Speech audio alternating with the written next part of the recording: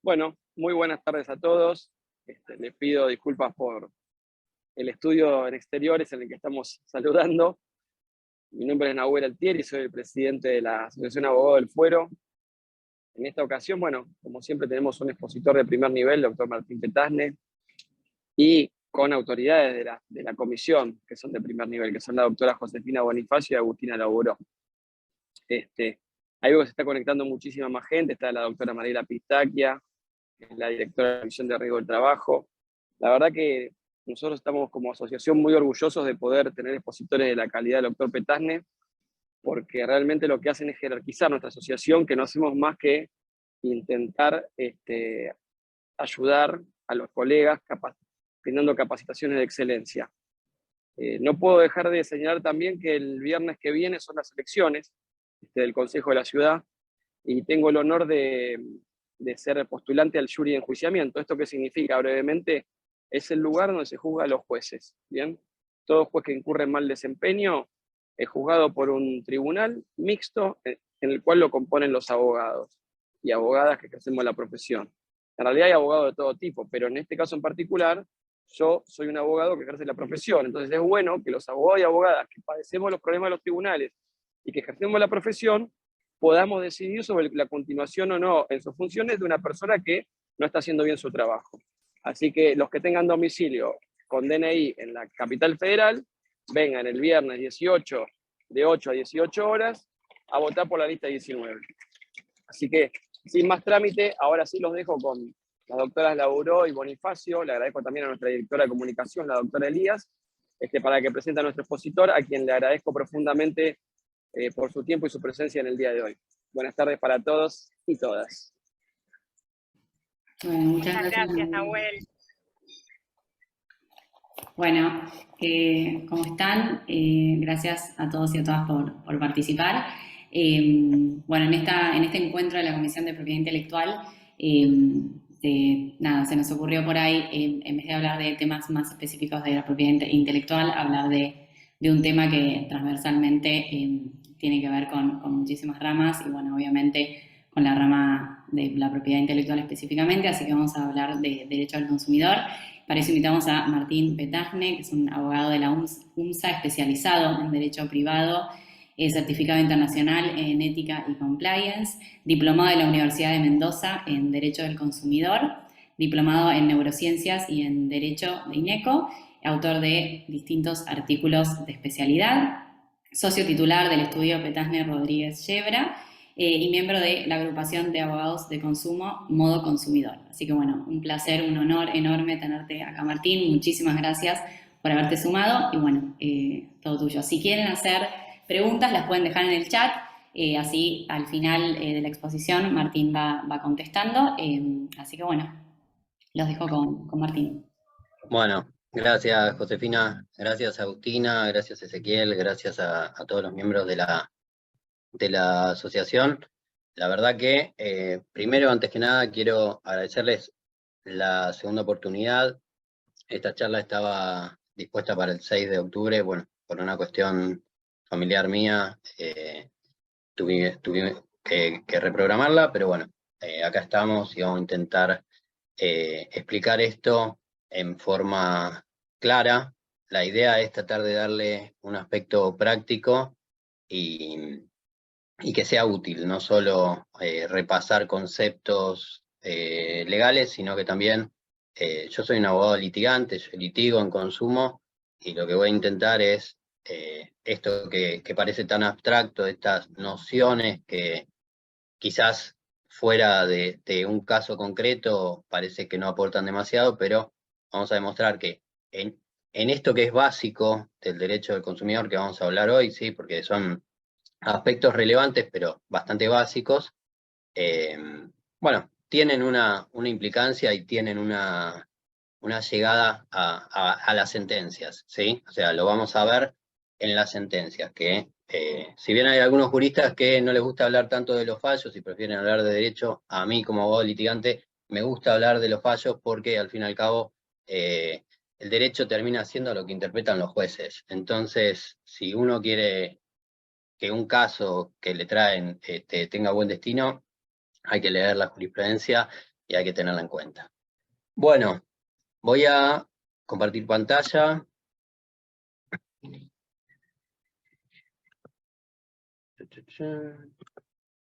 a tener que correr esto de acá.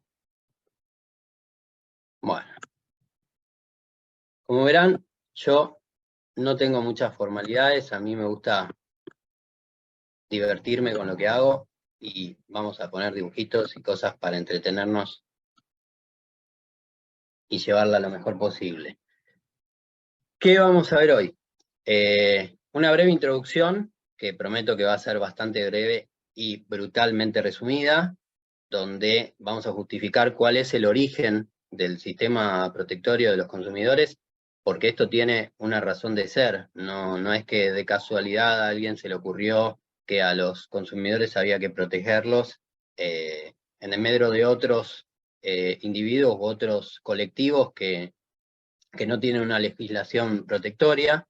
Es algo similar, si acá hay profesionales que ejercen en el área del derecho laboral, no les va a resultar ajeno esto de la protección que el sistema legal de defensa del consumidor tiene para con los consumidores. En un segundo momento vamos a hablar de los pilares, que esto que estoy hablando de los aspectos básicos relevantes, los derechos, ¿sí?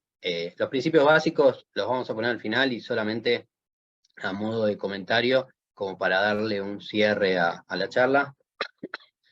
Vamos a hablar del daño punitivo, que es uno de los institutos más extraños, si se quiere, del derecho argentino, y del control de abusividad, ¿sí? No está dividido así la charla de que al final vayan los casos, no, vamos a hablar de cada derecho y vamos a hablar de cada caso práctico para no después tener que volver sobre algo que ya hablamos hace un rato, entonces directamente lo vamos a hacer a continuación de analizar cada concepto, pero brevemente, de los derechos. Esta es una frase que a mí me gusta, que no se puede atravesar el mar simplemente mirando el agua, así que la idea de hoy es justamente meternos de lleno en esto y ver hasta dónde podemos navegar. Primero, aclaración, advertencia, ya vamos a hablar del deber de advertencia. No se aplica a este régimen si no es a una relación de consumo, ¿sí? O sea, para poder tener este sistema legal en juego, necesitamos que exista una relación de consumo que, según nuestro ordenamiento legal, existe cuando existe un consumidor y un proveedor. No estamos hablando en sí de un contrato, el contrato sería, digamos, una especie dentro de la relación de consumo, no necesariamente tiene que existir un contrato. El consumidor, la ley lo define, no vamos a hablar exactamente de cómo lo define, sino yo creo que la mayoría de nosotros ya lo sabemos, o sea, cuando uno habla de un consumidor y habla de un cliente, de alguien que va a comprar, bueno, la ley dice adquiere o utiliza, hablamos de comprar, pero también lo gratuito entra en juego, así que sería que adquiere, utiliza, también a título gratuito, no solo oneroso, un bien o un producto como destinatario final, ¿sí? No lo va a volver al comercio, o en principio no lo va a volver al comercio, y él lo hace en beneficio propio, en beneficio de su familia o de su grupo. Existe otra segunda categoría de consumidor, ese sería como el consumidor directo. El consumidor equiparado sería aquel que, para decirlo en un ejemplo, si nosotros fuéramos un consumidor que adquiere un auto que ya fue comprado por otro consumidor a una fábrica, estaríamos en el caso del consumidor expuesto, porque nosotros podemos colocarnos digamos, el sistema legal nos va a proteger como consumidor, aunque nosotros llegamos a la relación de consumo como consecuencia o en ocasión de esa otra relación de consumo que existió, ¿sí? Obviamente que también tengo que cumplir los mismos requisitos, que esa adquisición o utilización, que puede ser a título gratuito o oneroso, sea como destinatario final y para el beneficio propio de mi grupo familiar o social. Y por el otro lado vamos a tener la necesidad de que exista un proveedor, porque ha habido incluso algunos fallos donde han dicho, bueno, sí, acá hay un consumidor o tiene las características de un consumidor, pero del otro lado no tuviste un proveedor. Entonces no vas a tener la protección del sistema legal de consumo. El proveedor, cuando uno habla de un proveedor, también más o menos tenemos una idea, ¿no? Es alguien que se dedica al comercio, es alguien que por ahí fabrica, por ahí distribuye, comercializa. Lo puede hacer una persona física, lo puede hacer una persona jurídica. Lo importante es que todo esto lo hagan con la finalidad de que sea adquirido o utilizado por consumidores, ¿sí? Cumplido este paso, vayamos a el repaso histórico. Un lío, ¿no? Esto, sí, bien. La idea es tratar de justificar por qué existe el sistema protectorio de los consumidores. Por ahí no está con un rigor histórico, cronológico exacto, pero más o menos los hechos acontecieron así. No significa que en Argentina, ¿sí? Y esto lo voy a aclarar, el sistema protectorio haya nacido, digamos, después de que todo esto ocurrió. En Argentina se demoró, la primera ley de defensa de consumidores del año 93, después vino la reforma constitucional donde se incorpora el artículo 42, y después, bueno, el Código Civil Comercial trajo como un refuerzo a lo que la Ley de Defensa del Consumidor establecía, trae algunas cositas nuevas, traía alguna otra que desapareció, también borró alguna otra de la Ley de Defensa del Consumidor, pero bueno, en fin, lo que importa es llegar a cómo existe este sistema, ¿sí? No, repito, no es cronológicamente o históricamente estricto, ¿ok? ¿Cómo empieza el chiste, la cuestión? En nuestra sociedad, digamos, más cercana a la moderna, con manufactura, con artesanos, con una oferta que respondía a lo que la demanda le pedía, ¿sí? O sea, iba la persona y le pedían, ¿me haces esto? ¿Me haces una cama? ¿Me haces lo que fuera? Bien. No había una capacidad de producción que permitiera creación de stock, ¿sí? O sea, acumulación de productos para la venta, pero esto fue cambiando porque aparecen las revoluciones industriales, donde la tecnología empieza a meterse en el sistema de producción y crece exponencialmente la capacidad de los productores de fabricar productos, y esto genera un desequilibrio entre la cantidad de productos que se podían fabricar y la demanda. Entonces hubo que estimularla esa demanda para que todos esos productos no quedaran en el aire. Acá metía como el guiño a la Comisión de Propiedad Intelectual, porque las marcas, por ahí ustedes me dirán, no, pero las marcas tienen, no soy estricto con esto, o sea, no tengo rigor en esto, pero es cierto que a partir del momento que las empresas, digamos que las fábricas pueden generar un stock de productos, van a empezar a embalarlos, van a tener que identificarlos, van a empezar a buscar nuevos consumidores, va a aparecer la publicidad necesariamente tiene que identificar la marca del producto que está promocionando, porque si no estaría haciendo propaganda de compren pelotas, y a quién le interesa hacer esa publicidad si no es que me compren a mí, mis pelotas. Bueno, entonces, sea que fabrique camiones o lo que sea, le voy a poner mi marca. Entonces, se empieza a crear también, porque las marcas, de un lado, el mostrador, digamos, tienen una relevancia, porque es un capital para aquel que las crea, pero del otro lado, tienen un efecto, que es el de la confianza. O sea, a partir del momento que yo tengo una marca, de hecho, hay gente que fusionada su persona con una marca. O sea, hay gente que por ahí no usa un reloj que no sea de una marca, no compra un auto jamás que no sea de su marca. Están los de Ford, están los de Chevrolet. Entonces, la marca empieza a tener relevancia en este sistema para generar confianza en el consumidor. Esto empieza a tener efecto y el consumo, la demanda, empieza a subir. Se agrega la tecnología, me podrán decir, Martín, pero la tecnología ya estaba, porque se había incorporado con la revolución industrial. Sí, pero estoy hablando más que nada en esta tecnología que conocemos hoy en día, que ya no solo se aplica en el sistema de producción, sino también se va incorporando a los productos y a los servicios. Esto genera también del otro lado una consecuencia, porque todo lo que pasa de un lado genera una consecuencia en el lado del consumidor. Porque a medida que yo le voy poniendo tecnología a lo que vendo, voy a tener que capacitar de alguna manera al consumidor para que haga uso de eso que le estoy ofreciendo, que lo conozca, que lo entienda, y además que sepa en qué consiste, porque aparte algunas de estas cosas conllevan un riesgo, son algunas cosas, no es lo mismo comprar una botella de agua que comprar un serrucho, ¿no? O sea, un serrucho, digo, automático, o sea, una máquina para cortar.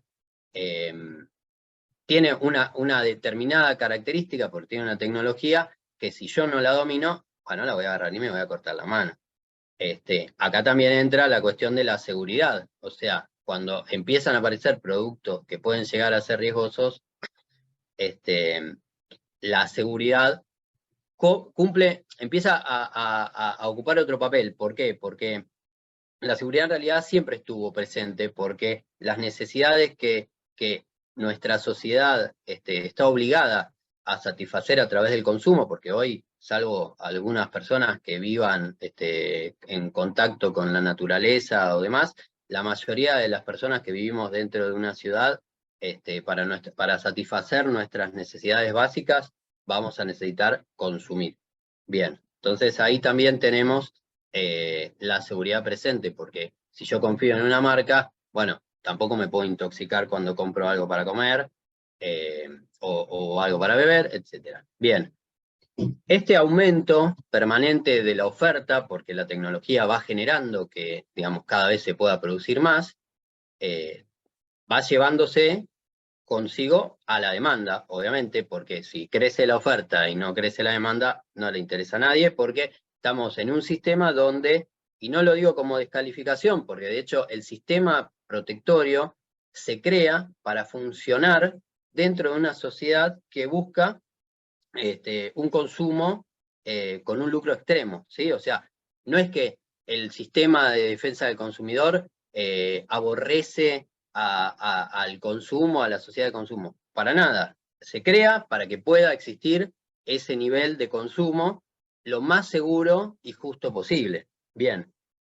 Acá entra en juego otro de las cuestiones que iremos revisando, que es la dignidad, ¿no? O sea, si estamos consumiendo a toda velocidad, ¿cómo hacemos para que no se lleve puesto la dignidad humana? Y ahora también vamos a hablar de eso. Entonces, tenemos nuevos consumidores, pero por ahí no son suficientes, entonces vamos a tener que buscar que los consumidores que ya habían consumido vuelvan a consumir.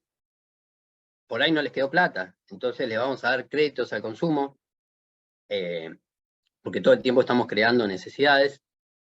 ¿Y cómo hacemos también para que no me digan, bueno, pero sabes que esta chomba me queda bárbara y la verdad que yo no engordo, estoy siempre en línea, cuido la ropa, la lavo con el mejor jabón líquido de la última generación, no me compro otra? Bueno, está la obsolescencia percibida, ¿no? Que es la moda. La moda no es casualidad que exista. La obsolescencia programada, otro tipo de obsolescencia. Eso que se decía de que los bienes antes duraban más, bueno, no es como los de antes, y no es como los de antes. Ahora están programados para tener una vida útil menor, justamente para que no nos salgamos de este sistema de consumo. Y para poder hacer todo esto, y para terminar de cerrar lo que vamos a hablar después, necesitamos que las contrataciones se hagan a máxima velocidad. No podemos sentarnos cada vez que vamos a comprar algo, a discutir condiciones con el proveedor, a ver, pongamos esta cláusula, pongamos esta, no. Los contratos ya están redactados, ¿ok? Se permite que estos contratos estén redactados, pero va a haber un control de abusividad. Entonces, Si vemos todo esto, vemos la razón por la cual el sistema protectorio existe, y vamos a poder analizar cuáles son los derechos básicos que vamos a hablar hoy. Información, seguridad, dignidad y el control de abusividad, ¿ok? Bien. Vamos a avanzar.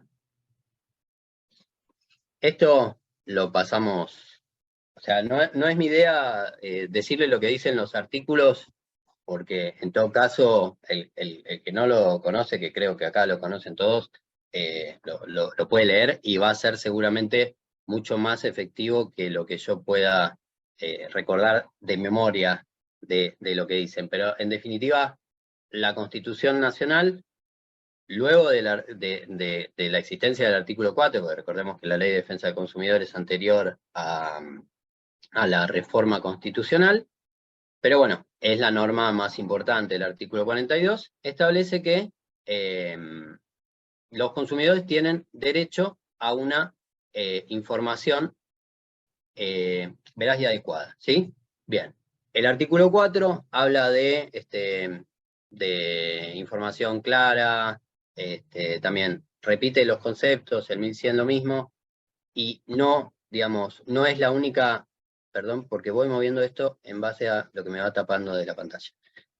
No es la única normativa que se refiere a esto, que ahora vamos a analizar cuáles son las características, sino que tenemos al derecho a información por la trascendencia que tiene, lo tenemos regulado en el artículo 6, que habla de lo que mencionaba recién, de las cosas riesgosas, ¿sí? Que exige un plus en la información que se da, habla del manual de instrucciones. El artículo 9, cuando estamos vendiendo cosas que son usadas o defectuosas.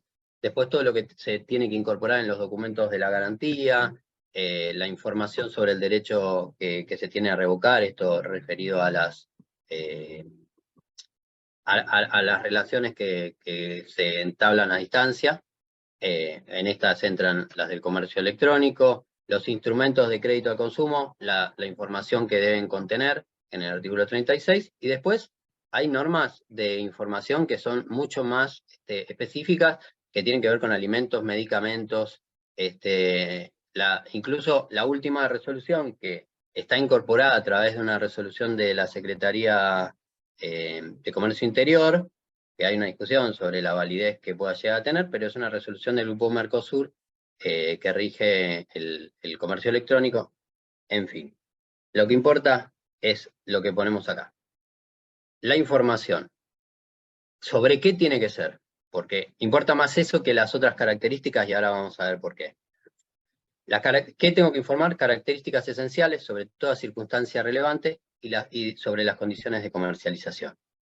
Ahora, si analizamos cuáles son las características de la información que vamos juntando a través de las normas que les comenté antes, vamos a ver que quizás la única que no tiene ambigüedad es la que determina que tiene que ser veraz. Algo que es veraz, no podemos discutir mucho de qué estamos hablando. Ahora, ¿cuándo una información es adecuada? ¿Qué es adecuado? Depende del caso. ¿Cuándo es cierta? ¿Cierta en qué sentido, no? Porque podría llegar a ser cierta en base a los conocimientos científicos que hoy tenemos y mañana demostrarse que no era cierta. Detallada, ¿cuánto detalle? Porque tenemos que tener cuidado de no pasarnos a la sobreinformación, porque cuando sobreinformamos, desinformamos. Clara. Clara no lo establece, pero uno puede suponer que se refiere al lenguaje, a cómo la comunicamos. No que esté en una ensalada de normas o de cláusulas y al final se pierda cuál era la información. Suficiente, lo mismo. Y gratuita, sabemos que la información gratuita no es. O sea, no te van a cobrar porque está prohibido un concepto por la información, pero al precio va a ir. Porque si el proceso de generar la información tiene un costo, el costo se externaliza, no hay quien lo asuma como propio. Dentro del derecho a la información, que en realidad es un deber, ¿sí? Y eso es lo interesante de cómo plantea la norma estos derechos de los consumidores. ¿Por qué? Porque al hablar de deber, le está poniendo la carga al proveedor. Y entonces esto tiene finalmente una implicancia, cuando lleguemos a los casos, vamos a verlo, de quién tiene la carga de la prueba de que se cumplió eso o no se cumplió.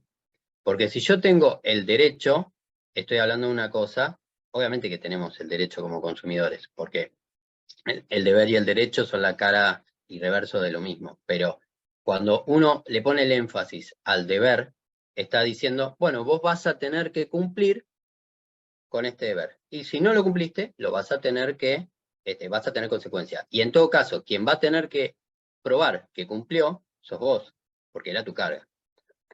Pero ahora lo vamos a ver. Algunos en realidad consideran que el deber de advertencia no se refiere o no está relacionado directamente con el deber de información, sino que estaría relacionado con el deber de seguridad. A mí me parece que está más vinculado con el deber de información y lo puse acá, porque tiene que ver con esos casos donde tenemos una cosa riesgosa que va a poner en peligro la seguridad, la salud o los intereses económicos del consumidor. Entonces hay un deber de advertencia, peligro, cuidado. Esto puede causar determinadas cosas, ¿sí? O sea, tiene un plus sobre la información. Es la información con una advertencia. Y el de consejo sería lo mismo, sería la información más un plus. Este plus sería como, si uno se quiere, subjetivo, ¿sí? Del proveedor. O sea, el proveedor te va a dar una opinión con respecto a una determinada situación.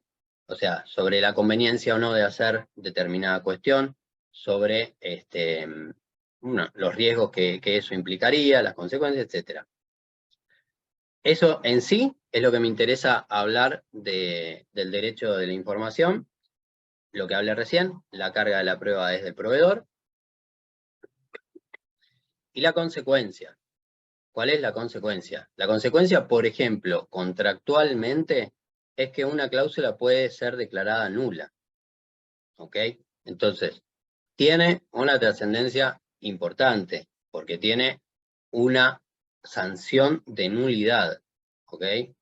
Y lo vamos a ver cuando, sí, a lo que dice al final, que si es una nulidad parcial, porque estamos hablando de un contrato, el juez tiene que tratar de, si es algo que es necesario para que se mantenga la vigencia de esa contratación, va a tener que integrarlo. Eso, por ejemplo, no sé, para hacer un caso, una tasa de interés no informada, o que surge del contrato pero que no fue informada, que se pruebe que no fue informada, bueno, no va a tener validez y el juez integrará con alguna tasa, no es que va a quedar sin tasa, ¿ok? No es que, por eso el sistema es protectorio, pero no es pro consumidor a ciegas, ¿sí? Vamos a casos. Y acá, con esto, porque si no se los voy a poder leer. Bueno, no los voy a ver. Esto, hablando de a ciegas, va a ser a ciegas. El actor fue un adherente de un plan de ahorro de un automóvil marca Volkswagen Surán, concretó el retiro de la unidad con una prenda a favor de la administradora. Esto pasa recontra seguido, ¿no? Uno cuando adjudica el automóvil, obviamente que por el saldo se garantiza con una prenda, y la administradora establece la obligación de contratar contra todo riesgo y demás, y siendo obviamente quien recibiría el pago de cualquier perjuicio. Bien. En este caso particular, vemos que al hombre al consumidor, digamos, le pasó que mientras que tenía el auto, lo había sacado, lo había adjudicado, lamentablemente le roban el auto. Pero se había atrasado en el pago de las cuotas, y en el pago de la cuota venía el pago del seguro.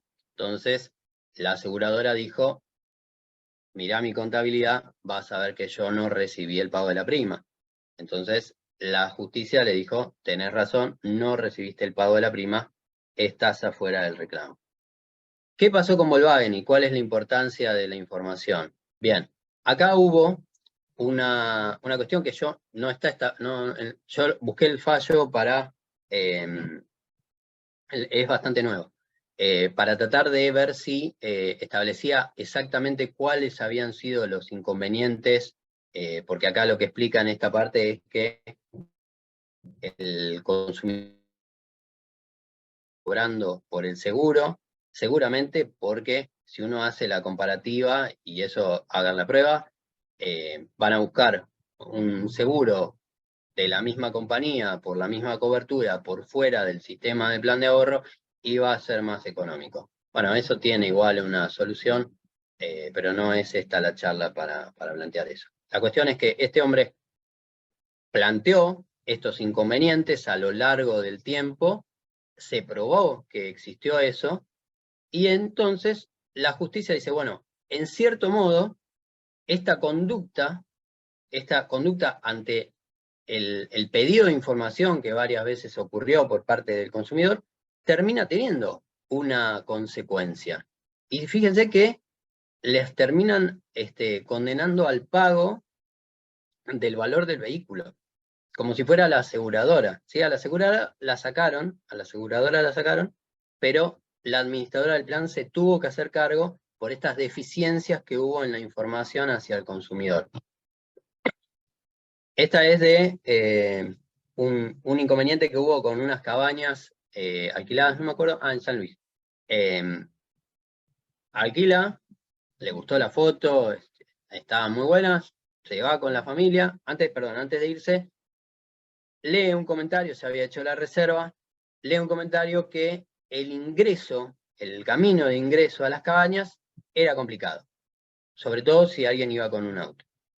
Le hacen un pedido de aclaración, o sea, que les aclare al proveedor, al operador turístico que las explotaba esas cabañas, y le piden que les cuente cómo es finalmente, si es así, si está complicado el camino. Bueno, el operador le dice, no, vengan tranquilos que no pasa nada. Cuando llegan se encuentran, no hay fotos, pero me lo imagino.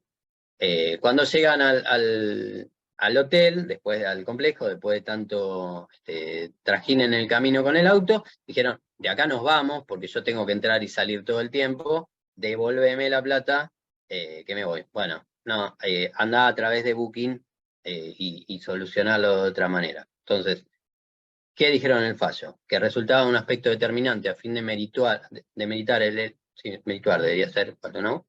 El incumplimiento al deber de información, la circunstancia que el contrato fue celebrado a distancia, lo tienen en cuenta, o sea, no es lo mismo que el consumidor haya ido hasta ahí, haya hecho ese camino, haya llegado, haya visto las cabañas y haya reservado, porque ahí podría decirse, y no necesitabas ninguna información, ya lo viste.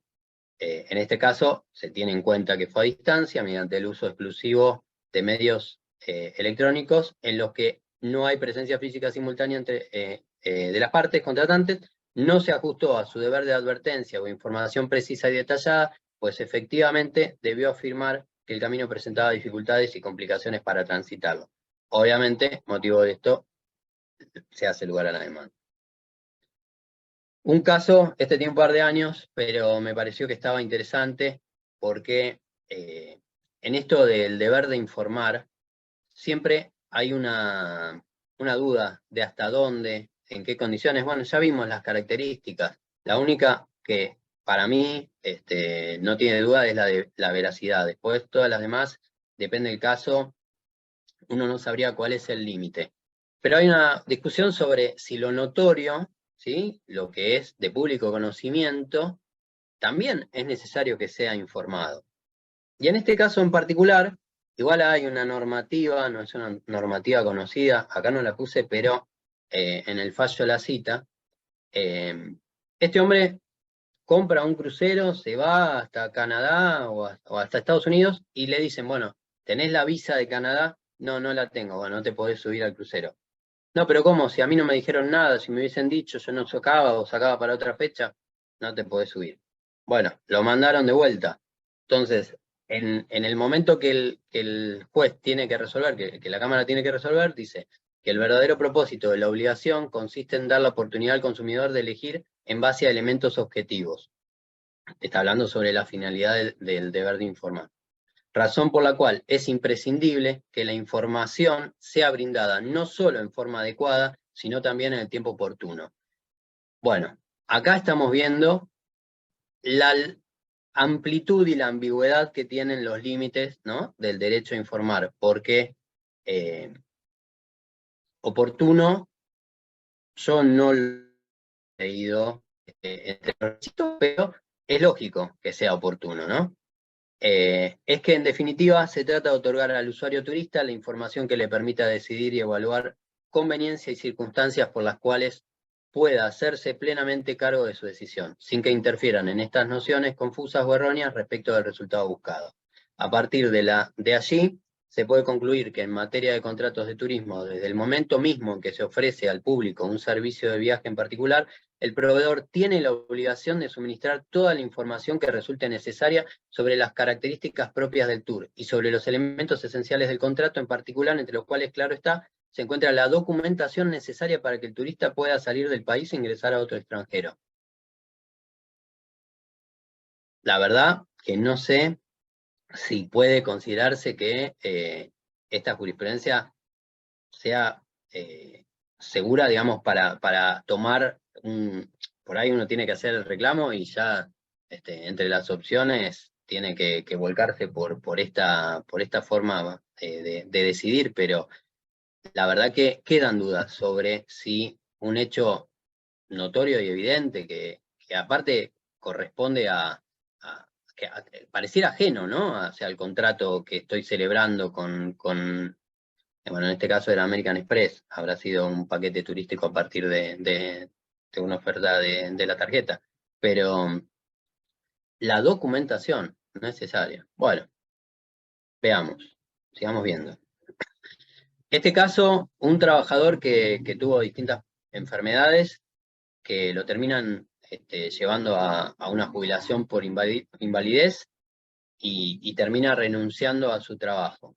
Al momento que ocurre eso, al momento que renuncia, le dicen, bueno, chao, gracias por todo, bueno, esperemos que te mejores, bla, bla, bla. Che, ¿sabés que no te dijimos hay un seguro colectivo por invalidez? Bueno, el trabajador sale y hace la denuncia del siniestro. La aseguradora que dice, no, pará, ¿cuándo fue tu primera manifestación invalidante? No, fue hace 1000 años. No, está prescripto, ya pasó el año.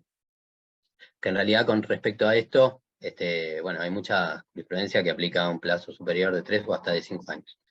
Pero bueno, no es tampoco la charla, no quiero agregar más, estoy tratando de avanzar, vamos 40 y pico de minutos, para llegar, porque, bueno, y lo otro que plantean es la caducidad, ¿no? La caducidad, la ley de seguros establece que hay 3 días para informar. Esto tiene una razón de ser, porque cuando la aseguradora toma conocimiento del hecho, bueno, por ahí puede llegar a haber un tercero, un civilmente responsable, que la aseguradora podría repetir, o también para tomar la debida información del caso y quizás encontrar que le están cometiendo un fraude, etc. Bueno, la cuestión es, ¿qué considera la justicia? De este modo se advierte una clara violación al deber de información contenido en el artículo 4 y en el 1100. El correcto suministro de información es la columna vertebral del derecho del consumidor, el cual viene impuesto, bla, bla, bla, bla, bla. La importancia de tal precepto ocasionó su recepción, sigamos con el bla, bla, bla. Así no es posible atribuirle la responsabilidad exclusivamente al empleador, por la omisión de informarle a su empleado sobre el seguro contratado. Le pusieron la carga a la aseguradora de un seguro colectivo de no haber informado sobre cuáles eran las condiciones, sobre el procedimiento para obtener la cobertura y cuáles eran los plazos máximos para poder hacerlo. Bueno, otro fallo que desde el lado seguramente de las aseguradoras considerarán bastante debatible. A mí me parece lógico porque estamos hablando de un consumidor que aparte es un trabajador y invalidado, o sea, necesita toda la protección legal. Bueno, si quieren, voy pasando porque no vamos a llegar al otro, no sé hasta dónde. ¿El tiempo lo manejo o se corta esto? Perdón. No, seguís adelante, Martín, no te preocupes. Bien. Pero bueno, para respetar como el horario, la idea sería que no nos extendamos mucho, pero anda Bueno, manejándolo tranquilo. bueno, bueno, ahí les traje otros fallos, pero los vamos pasando. Después, si alguien quiere esta presentación, no tengo problema. El segundo derecho que vamos a tocar, el trato digno. ¿Quién puede definir de los que estamos acá qué es la dignidad? Si yo les digo qué es la dignidad, todos sabemos qué es, pero la pregunta es cómo la definimos. ¿Alguien se anima a decirme qué es la dignidad? No. Considero que es un no. Bien. Voy a poner para verlos, aunque sea alguien. Ahí estamos. Difícil, ¿no? Bueno, pero es un derecho que hace al ser humano y está reconocido por la máxima jerarquía de la legislación en tratados internacionales. Nos cuesta definirlo. Bueno, imaginemos que el legislador agregó como derecho de los consumidores al trato digno. Uno podrá decir, era necesario porque somos personas y tenemos la dignidad asegurada, ¿no? O sea, es nuestro derecho como persona. Es como haberle asegurado al consumidor el derecho a la vida o el derecho a la salud. O sea, es un derecho básico que en realidad es difícil definirlo. Podríamos decir que está vinculado con el respeto a un proyecto de vida, a unas condiciones determinadas. La cuestión es que es importante lo que hizo el legislador de incorporarlo específicamente al sistema de protección del consumidor, porque primero que no nos podemos hacer los sonsos de decir, bueno, sí, pero la dignidad humana queda lejos. Lo trae directamente a la relación de consumo, y lo trae a la relación de consumo, ¿por qué? Porque quien consume, ¿sí? Quien está expuesto al consumo, es el grueso total de la sociedad. No es que hay gente que pueda evadir consumir. Y muchas de las cosas que consumimos hacen a nuestra salud, a nuestra vida, a nuestra seguridad, a nuestra protección digamos, económica. Entonces, era necesario que en un sistema que vemos que corre a toda velocidad, en un sistema que busca el lucro extremo y que lo único que interesa es que se consuma, bueno, lo trae y le da una de las sanciones más fuertes, o si no la más fuerte que tiene el sistema de consumo, que es el daño punitivo como consecuencia del incumplimiento, ¿sí? Y ese es el daño punitivo sobre el cual voy a hablar, ¿no? Sobre el daño punitivo, digamos, del artículo 52 bis digamos, en su letra, sino sobre esta derivación que surge del incumplimiento del trato digno. Acá lo que dice es que, digamos, el incumplimiento puede venir no solo de un incumplimiento contractual, o sea, porque incumplió tal o cual cosa que habíamos acordado, sino también del comportamiento, ¿sí? O sea, la atención, la respuesta a cada situación que se va dando, bueno, todo lo que hace a la relación de consumo está vinculada con la dignidad que debe dársele al trato al consumidor. Vamos a pasar. Bueno, que es supralegal estatal, no tenemos dudas, ¿no? O sea, no habría ningún estado que pudiera regular en sentido diferente a que no se proteja la dignidad. Pasemos. Consecuencia de incumplimiento del trato digno. Daño punitivo. Si uno litiga en derecho de consumidor, este es el rubro donde al abogado litigante le interesa llegar, ¿sí? O sea, por ahí no se da en el caso, porque el artículo 52 tiene algunos recaudos elaborados un poquito con la jurisprudencia. No me quiero meter en eso porque ya voy malísimamente mal con el tiempo. La verdad que muy mal calculado. Lo que pasa es que quise tratar de poner la mayor cantidad de ejemplos prácticos, y bueno, nada. Vamos por la página 23, son 49, así que imagínense, voy a tener que dar tac, tac, tac, tac, tac, y llegar hasta el final. Y nada, no hay forma de que llegue dentro del plazo. Bueno, lo que me interesa de destacar del daño punitivo. El daño punitivo hay que pedirlo, punto 1, ¿sí? Punto 1. Punto 2, si uno hace un relevamiento de las sentencias, que son bastante, vamos a decirlo bien, no encuentro la manera de decirlo bien, no ponen un monto de daño punitivo que sea el aconsejado para que cumpla con su finalidad, ¿sí? Esto tiene que servir para sancionar y disuadir, y no lo hacen. O sea, uno puede leer 3 hojas de una sentencia donde establece por qué se configura la situación para que apliquen el daño punitivo, y después ponen un daño punitivo de 30.000 pesos que no tiene ninguna relación con la finalidad, que es justamente disuadir. Pero no disuadir para el caso concreto de ese consumidor, sino quiere decir que ahí hubo un comportamiento por parte del proveedor que es repulsivo para todo el sistema. No se puede permitir que eso vuelva a ocurrir, no solo con ese consumidor, sino con nadie. Entonces, para que eso no ocurra, tiene que haber una sanción.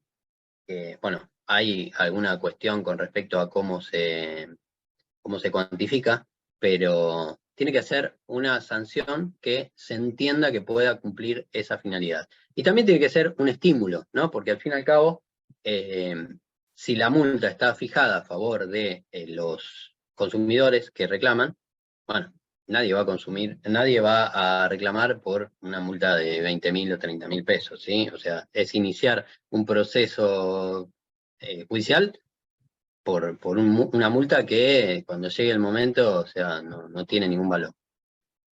Hoy tenemos un límite de 5 millones, eso va a cambiar por la ley de presupuesto, podría llegar a ser hasta 200 millones, o 200 y algo mil, y se va a actualizar. Así que el problema que tenemos hoy, de que para algunos casos importantes quedó desactualizada, eso se va a superar. ¿Y qué tenemos, digamos, como cuestión importante para saber? Necesitamos un incumplimiento, porque estamos hablando sobre el artículo 8, ¿ok? El 8 bis. Un incumplimiento a la obligación del trato digno, ¿ok? Que como el trato digno, estamos hablando de la dignidad humana, necesariamente se va a considerar que es moralmente reprochable, como sería el otro de los requisitos para la procedencia. Estoy pasando a modo brutal por encima. Para darle un aspecto práctico a esto, se aconsejan no cuantificarlo al inicio, y esto les doy la explicación por qué. Primero, no hay principio de congruencia que aplique a esto, o sea, yo no tengo que cuantificar el daño punitivo necesariamente porque está establecido el monto que puede aplicar el juez, está establecido en un artículo, así que yo no lo tengo que hacer, simplemente tengo que pedirlo, y tengo que fijarme cómo lo pido, ¿ok? Tengo que enfocarme en fundamentar y ofrecer prueba sobre la gravedad del incumplimiento, ¿sí? Si le puedo dar un aspecto de la dimensión social que ese incumplimiento tiene, yo puedo decir, miren, a mí me hicieron esto, pero se sabe que es una práctica que está extendida para todos los consumidores. Bueno, si puedo lograr algún tipo de prueba sobre eso, mejor. La reincidencia, bueno, eso se podría buscar los antecedentes en la jurisdicción que uno esté, o incluso en todo el país, ¿por qué no? Y ver, digamos, cuántos reclamos hay con respecto a ese tema, contra ese proveedor en particular. Si se puede calcular de alguna manera el posible enriquecimiento que esa situación le genera al proveedor, mejor. Y la capacidad económica del proveedor muchas veces es manifiesta si vamos contra empresas de importancia. Esta sería la interpretación que hace la justicia de esto. Voy a correr esto para acá. Ahí está. Con respecto a con respecto a el incumplimiento al trato digno, ¿sí? Van a ver que aplica el artículo 52 bis, pero porque es la remisión, pero no porque se trate de un caso del artículo 52 bis. Es procedente el daño punitivo ante la multiplicidad de reclamos no oídos enderezados a impedir el cobro de cuotas que correspondían a un automotor por el cual finalmente el adquirente no había optado, omitiendo con ello el deber de trato digno al consumidor. Es común que la jurisprudencia dé el daño punitivo en base al artículo 8 bis y que lo tenga en cuenta o que considere la cuestión de cuánto tuvo que reclamar, cuánto tuvo que pasar el consumidor para poder llegar a esa sentencia, ¿sí? Es, digamos, si uno tuviera que decir cuál es la sentencia más común para que otorguen el daño punitivo en base al artículo 8 bis, son parecidas a esta, ¿sí? Es el peregrinar del consumidor para lograr la sentencia. Bueno, dice, el caso era... bueno, esta sí. Esta es una señora mayor y discapacitada que en Carrefour suenan los sensores y le hacen todo un escándalo porque consideraban que se había tenido una prótesis de titanio y por eso sonaban las alarmas cuando ella pasaba. Bueno, las exigencias de condiciones de atención y trato digno apuntan al respeto del consumidor como persona que no puede ser sometida a menosprecio o desconsideraciones, de modo tal resulta lógico que frente a su violación se origine no solo la infracción, bla, bla, bla, sino la de otras normas. Bueno, estamos hablando también que hubo un trato discriminatorio. Bueno, perdón, pero lo voy a pasar porque si no... me interesa porque me interesa que leamos juntos la resolución porque es como un broche, digamos, a lo que venimos hablando hasta acá. La consumidora poseía un plan de medicina prepago contratado en forma indirecta. Esto es un mecanismo que parece medio extraño, pero es común. La prepaga la tenía a través de una tarjeta de crédito. La tarjeta de crédito tenía un contrato corporativo con la empresa de medicina prepaga, y a partir de ahí los beneficiarios de esa tarjeta gozaban del plan de medicina prepaga. El problema es que tuvieron un inconveniente entre la empresa de medicina prepaga y la tarjeta, terminan disolviendo su vínculo comercial, y en el medio de eso esta persona tiene un infarto, ¿sí? Y no le dan la cobertura. En este fallo, esa parte no se las puse, pero después si quieren sacan el dato y lo buscan. El reproche que nos hace a nosotros abogados sobre litigar sin razón no tiene desperdicio.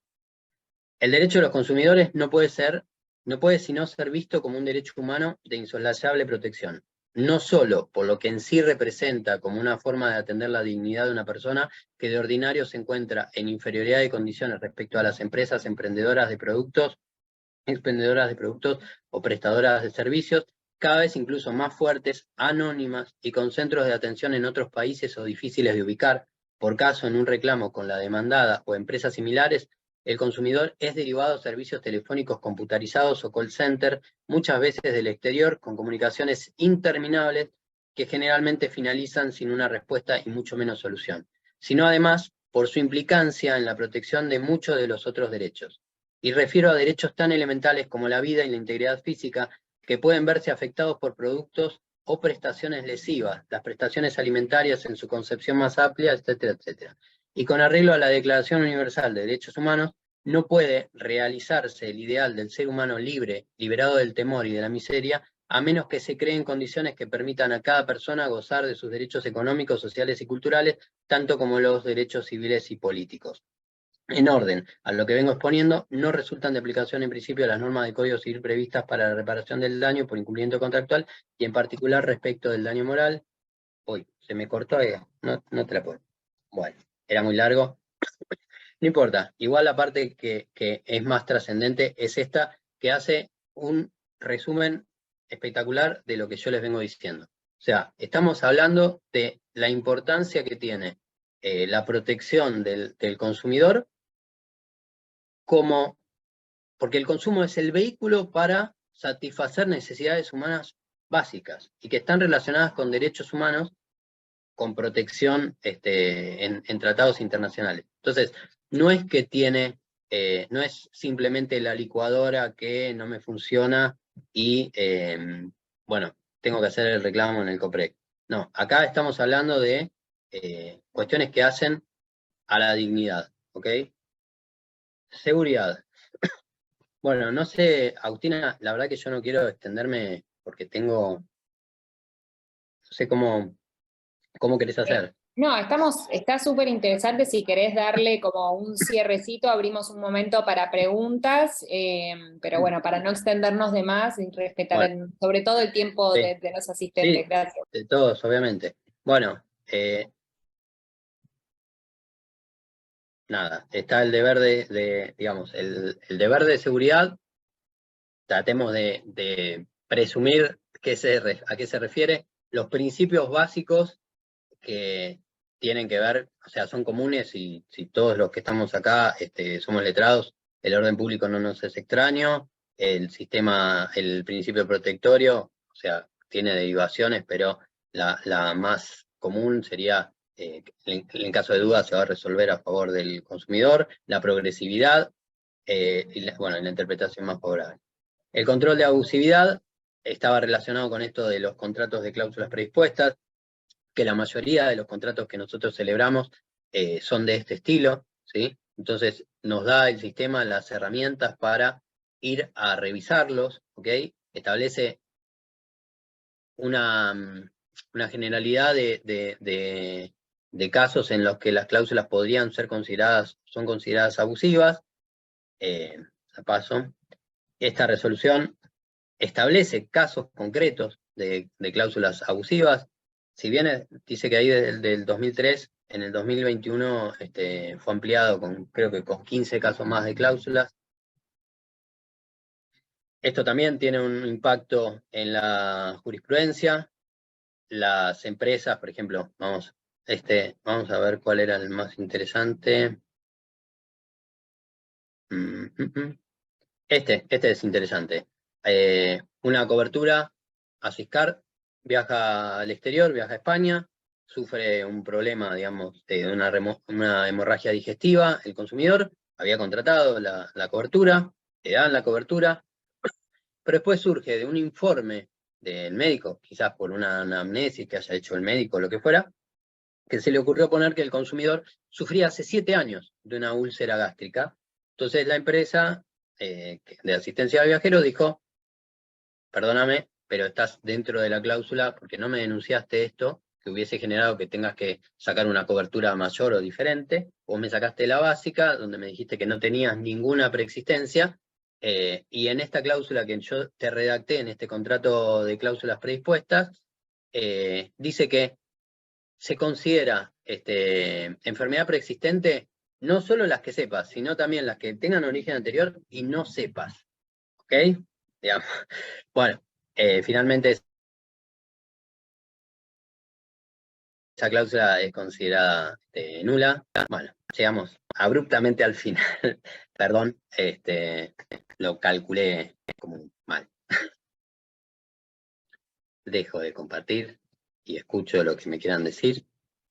Buenísimo, Martín. Bueno, muchísimas gracias por esta exposición tan clara. Para nosotros era fundamental tenerte acá, también porque consideramos que, como bien mencionaba José al inicio de esta charla, propiedad intelectual y consumo están íntimamente vinculadas, sobre todo en el territorio marcario, pero bueno, también a nivel general, en todo lo que tiene que ver con, bueno, con innovación, con desarrollo de producto, con lo que materializamos, la creatividad de la mente humana, terminamos materializando, protegemos, bueno, cómo eso se lanza al mercado y cómo impacta en los consumidores y de qué manera tienen que comportarse los proveedores, tanto de productos como de servicios, por lo menos a nivel local, nos parecía fundamental, así que fue súper claro. Lamentablemente nos quedamos sin tiempo, pero esto también nos habilita a volver a encontrarnos en otro momento y seguir explorando este universo. No sé si alguien tiene alguna duda, yo tengo una que hicieron al inicio de la presentación. No sé si alguien quiere desmutearse y hablar, si no la leo de acá. Bien, acá, bueno, Acá hay alguien que está, Vicky. Vicky, si querés desmutearte y hacer la pregunta como para conversar, salvo que estés complicada, no hay problema. Bueno, dale. ¿Cómo están? ¿Cómo estás? Tengo una duda respecto de las tarjetas de créditos y el deber de información. O sea, es como que ellos, hablando de propiedad intelectual, todo lo que sea propiedad intelectual y marcas y qué sé yo, lo tienen en legales súper explayado, pero lo que es, digamos, por ejemplo, una cancelación de una compra de tarjeta de crédito, no, lo busqué, y solo algunos bancos lo tienen, pero no en general. Según entiendo, las tarjetas de crédito, o sea, se pueden cancelar compras, sea por desconocerlas, o por arrepentirse de la compra, o por estar inconforme con el producto, por así decirlo. Si uno está inconforme con el producto y lo puede cancelar, si el producto nunca le llega, me imagino que Sí, por más razón lo puede cancelar. Ahora, la tarjeta de crédito, por ejemplo, en un caso de una compra hecha por Mercado Pago, o sea, se utilizó la plataforma Mercado Pago, pero se pagó con tarjeta de crédito. Ahí, tanto Mercado Pago como esta entidad, la de la tarjeta, desconocen, digamos, el derecho de la persona de cancelar. En esos de casos... arrepentirse, ¿Eh? de arrepentirse de la compra. Claro, en estos casos, o sea, como que está, no sé si es muy específico, tampoco, o sea, busqué... No, a ver, lo que pasa es que el derecho de arrepentimiento en realidad lo tenés que ejercer con tu proveedor, o sea, no a la tarjeta de crédito. O sea, cuando vos vas a ejercer el arrepentimiento, lo ejercés directamente a quien le compraste. Ahora, si el plazo son 10 días, ¿sí? Estamos hablando de una compra que hicieron por Mercado Libre. Bueno, ahí tenés que... No, por Mercado Pago, o sea, se le compró a, como que yo compré a un Bueno, emprendedor. ¿le compraste a un emprendedor? Bueno, entonces te dirigís al emprendedor y le decís que la compra que hiciste, si estás dentro de los 10 días, la dejás sin efecto. Ahora, esto de los 10 días corre siempre y cuando te lo hayan informado, ¿ok? Si no hay una constancia y el deber de prueba lo tiene el proveedor. Entonces, si el proveedor no tiene una forma de probar que te informó sobre el derecho a arrepentirte, tenés 3 años para arrepentirte, porque es el Claro, plazo de prescripción. Entonces, no tanto para el proveedor, la consulta, o sea, entiendo esa parte que siempre hay que fijarse con el proveedor, pero si yo desconozco una compra, por ejemplo, la entidad financiera, o sea, la tarjeta de crédito puede cancelarme la compra, según entiendo. bueno, pero son dos mecanismos diferentes. O sea, vos también tenés que dar una razón por la cual vas a desconocer una compra. Si vos estás desconociendo una compra por un conflicto que vos tenés con un proveedor determinado, y vas a terminar con un problema legal. O sea, Claro, yo no lo haría. Yo no lo claro. haría. Yo lo que haría es insistir con el proveedor y en todo caso, si la tarjeta ya, digamos, te tomó el pago, o sea, porque el proveedor no te dio respuesta y vos, digamos, intentaste algo por el lado de la tarjeta y la tarjeta no lo tomó, que mejor te digo, bueno, insistirás con el proveedor y si no te hace caso, bueno, le harás el reclamo pertinente y le harás un daño sin perjuicios y demás. Pero por el lado que tendrías que ir, por lo que yo interpreto de lo que vos contás, es por el lado del proveedor. Claro, sí, entiendo, pero, o sea, esa especificidad de la compra, de que no se hacen cargo cuando se compra a una persona que no tiene, o sea, a una persona humana, no una persona jurídica, o sea, no un comercio, sino un particular, esa falta de información de la tarjeta de crédito no habilita a que se le haga el reclamo a la tarjeta de crédito. Porque el caso de esta chica fue directamente que le vendieron algo y se le pagó por Mercado Pago y la persona desapareció del planeta Tierra. Fue una estafa. Sí. Ahí ya es más difícil. Está complicado. Está complicado. O sea, de ese tipo de estafas te deja con bastante pocas herramientas.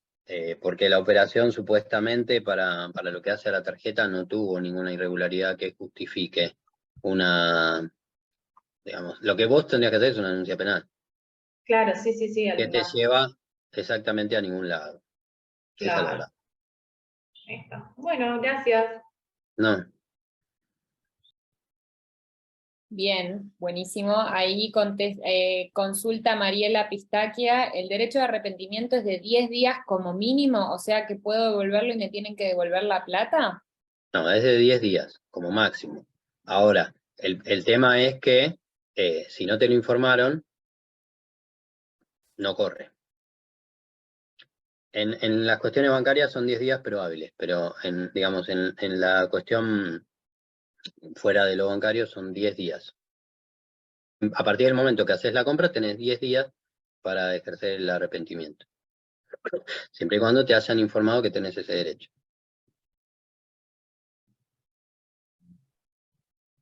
Perfecto. Tenemos una más. Ahí dice, si me tienen que devolver la plata, sí, claro, te tienen que devolver la plata y te tienen que venir a buscar el producto también. Si lo hiciste por una moto, digamos, y no lo retiraste, te lo tienen que venir a buscar. Eso es a cargo del proveedor y te tienen que devolver la plata. Ahí, Martín, perdón, yo te hago en realidad más que una consulta es un comentario que me acuerdo cuando, ¿te acordás que surgió en realidad todo el botón de arrepentimiento, que era simplemente la implementación de algo que ya existía, que era este derecho de revocación?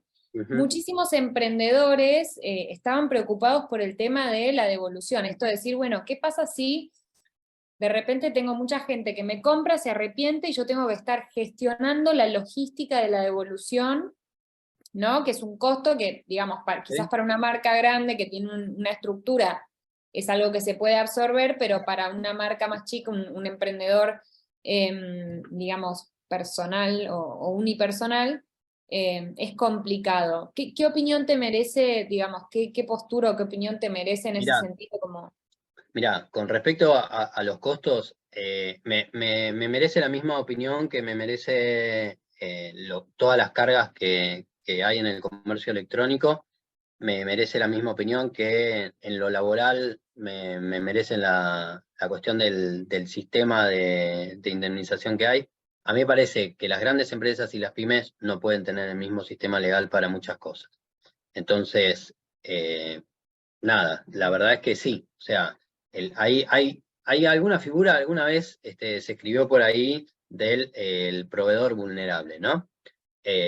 Bueno, en cierto modo, por ahí, determinando el caso, podríamos pensar que sí, que tiene algún tipo de injusticia. Lo que pasa es que, por el otro lado, lo que estás protegiendo es al consumidor que está comprando algo sobre lo cual no tiene real información. O sea, el que tiene la información, el que maneja, que si eso es lo que dice que es, porque muchas veces también tenemos que analizar cada caso, ¿no? O sea, ¿por qué existió el arrepentimiento en ese caso? Claro, porque quizás estaba bien publicado el producto, había fotografías que coinciden con el producto, con la calidad, con, digamos, con todos los términos y condiciones, digamos, el proveedor que tiene todo legal, por ejemplo, y así simplemente alguien elige cancelar, básicamente por un mero arrepentimiento. Sí, por ejercer su derecho. Exactamente. Bueno, lo que pasa es que la si vos lo preocupación vas era si se transformaba en algo masivo, ¿no? Como, bueno, uno cada tanto estadísticamente no es grave, pero bueno, ¿qué pasaría si sí? Y lo que pasa es que si lo vas a plantear judicialmente, se me ocurre que la respuesta que te pueden llegar a dar es que forma parte del riesgo que asumís dentro de tu ejercicio comercial, digamos. Sí, y judicialmente, digo, el costo de devolverle el producto, de No, buscar el producto no tiene sentido no, pero ir yo a qué sé, juicio por por ahí. eso, ¿no? Pero, sí. No, pero digo que por ahí algún tipo de asociación, de algún interés colectivo, se buscara una acción para buscar una inconstitucionalidad o alguna cuestión, no sobre un caso en particular, pero me parece que lo que te van a decir es, bueno, pero vos estás vendiendo a distancia y yo al consumidor a distancia no tiene el producto, no lo conoce, no sabe si la foto es así, no sabe si las características, y por ahí también pagan justo por pecadores, ¿no? O sea, mirá lo que le pasó a Victoria que contó recién, o sea, o a la clienta de Victoria, no sé. Lamentablemente en el comercio electrónico hay casi clientes. En el comercio electrónico hay de todo, ¿no? O sea, tiene también, bueno, es una de las cosas que se está hablando del casi anonimato que hay y que no sabes con quién finalmente estás haciendo esa esa transacción, ¿no?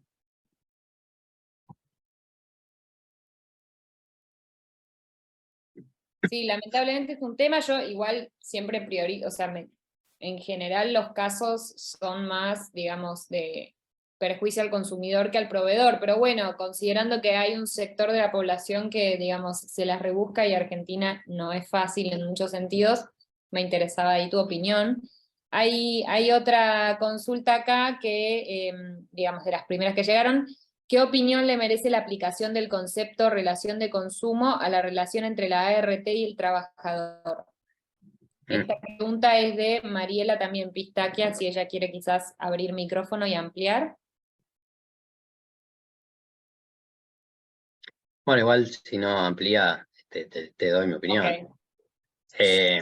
Efectivamente, a mi criterio existe una relación de consumo.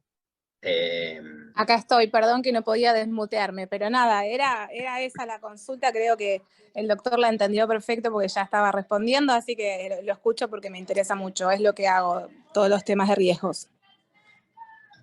Bueno, yo hice 20 años, o sea, sigo haciendo derecho laboral. Bueno. Y entiendo perfectamente que sería como una posibilidad, si uno quiere, adicional de reclamo, y podría vincularse con el daño punitivo como consecuencia, así que sería una vía bastante interesante. Hay algo que se está intentando en la justicia de consumo de la ciudad. Muchos se declaran incompetentes y lo mandan al fuero de trabajo porque ven la ley de riesgo de trabajo y se asustan. Pero sí, yo lo que le veo es un camino por recorrer más allá de la cuestión de fondo. En los casos, por ejemplo, que hay mala atención o mala praxis, evidentemente hay una relación de consumo y eso escapa al sistema de ART, así que reclamos por ese lado yo los veo súper viables. Más viable decís por la vía de mala praxis o una mala atención, como una relación de consumo o como un reclamo de daños y perjuicios por mala praxis justamente, porque la prueba de la mala praxis es muy compleja. Sí, la prueba de la mala praxis es compleja, pero no es imposible. Y las cuestiones que se pueden llevar al ámbito de consumo, aunque pertenezcan al que tradicionalmente uno considera el daños y perjuicios que va y sorteaba en lo civil, si hay una relación de consumo hay que plantearlo del derecho del consumo, porque justamente el derecho de consumo te da muchas más herramientas. O sea, vos estás aplicando la misma normativa, pero con un halo de protección que no tenés. Si vos, igualmente, a ver, los jueces lo tendrían que aplicar de oficio, ¿no? Porque es una norma de orden público.